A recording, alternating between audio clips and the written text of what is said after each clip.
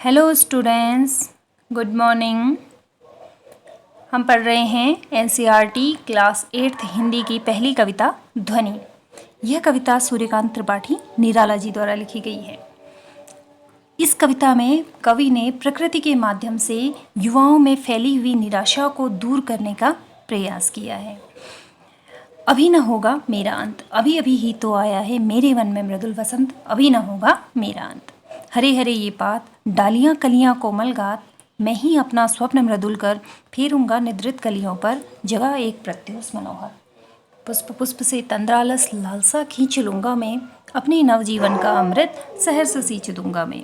द्वार दिखा दूंगा फिर उनको, है मेरे वे जहां अनंत, अभी न होगा मेरा अंत। प्रस्तुत कविता में कवि कहते हैं अभी न होगा मेरा अंत अभी नहीं होगा।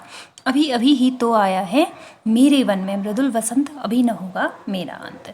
मेरा अंत अभी नहीं होगा क्योंकि अभी अभी तो मेरे वन में मृदुल बसंत आया है। बसंत आने का मतलब क्या होता है? बसंत एक ऋतु है जो शुरुआत का प्रतीक है। हम देखते हैं बसंत ऋतु के आने पर प्रकृति में नयापन छा जाता है, नई कलियां आ जाती हैं, नई पत्तियां आती हैं और एक तरह से बसंत ऋतु सभी ऋतुओं की शुरुआत का प्रतीक है। तो कह रहे हैं कि मेरे वन में अभी अभी तो मृदुल बसंत आया हुआ है, इसलिए मेरा अंत अभी नहीं होगा। हरे हरे ये पात, डालियां कलियां कोमल गात, मैं ही अपना स्वप्न मृदुल कर फेरूंगा निद्रित कलियों पर जगह एक प्रत्युष मनोहर। कवि कहते हैं कि हरे हरे ये पात, हरी हरी ये जो पत्तियां हैं, डालियां कलियां कोमल गात, ये जो डालियां हैं, कलियां हैं या जो कोमल गात हैं या कोमल पत्तियां हैं, मैं ही अपना स्वप्न मृदुल कर फेरूंगा निद्रित कलियों पर जगह एक प्रत्युष मनोहर। यानी कि मैं अपना स्वप्न सच करने के लिए अपना कोमल हाथ इन निद्रित कलियों के ऊपर फेर दूंगा। निद्रित कलियों का मतलब ये कलियां जो हैं वो अभी अलसाई हुई हैं, नींद में हैं।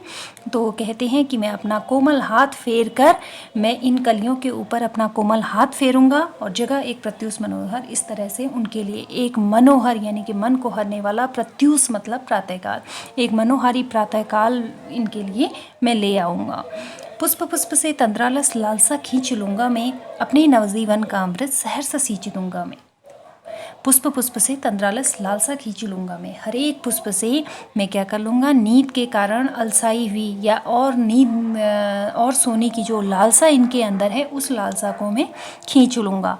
अपने नवजीवन का अमृत सहर्ष सींच दूंगा मैं।